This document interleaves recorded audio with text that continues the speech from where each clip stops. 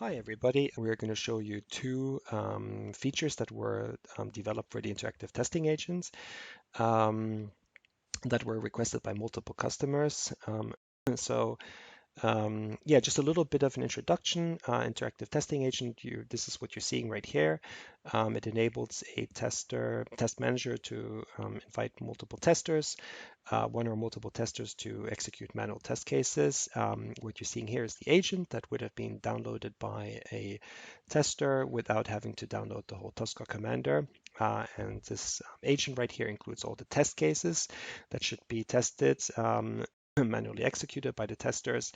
And yeah, so here we are. So this was just a little bit of a background on interactive testing.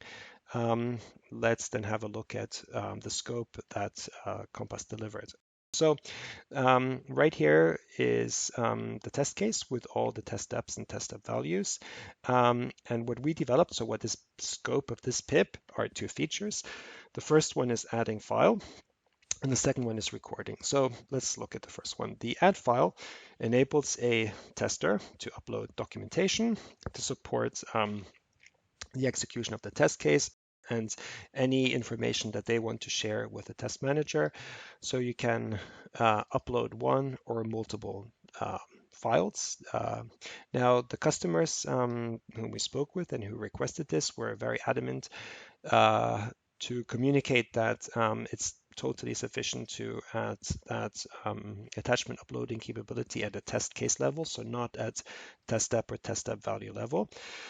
As soon as a file is attached at test case level, then the little hyperlink appears here indicating how many files were attached. It can be, as I said, one or multiple. If I click on the hyperlink, the dialog box opens and it'll list all the attachments right here that were uploaded.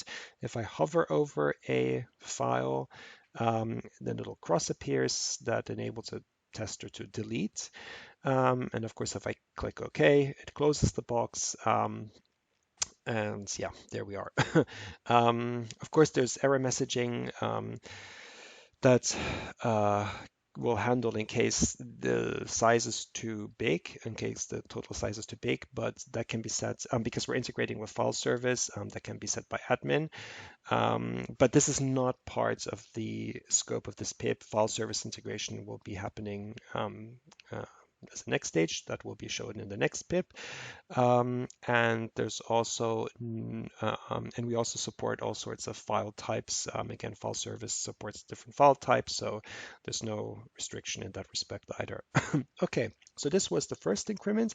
The second increment is the recording of interactions. So as you see here, interactions recording can be done on test step or test step value level, and the icons always appear as per the ITA logic whenever a user gets to the next test step or test step value level.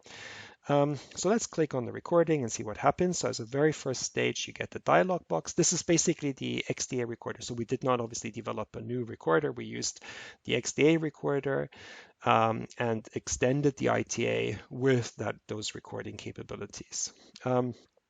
So the first dialog box is as per the XDA recorder. The user can confirm those applications that should be recorded. This is again nothing new. This is the typical XDA recorder. Yeah, basically these are all XDA recording capabilities. Nothing new was developed right here. So if I close, if I stop recording, then, and if I return to the agent right here, I would have now seen that two screenshots were saved at the test step value level. As same logic as with attachments, if I click on the hyperlink, the screenshots are displayed. If I click on a screenshot, it displays the screenshots with the actions that were made. So that's just typical XDA recorder behavior.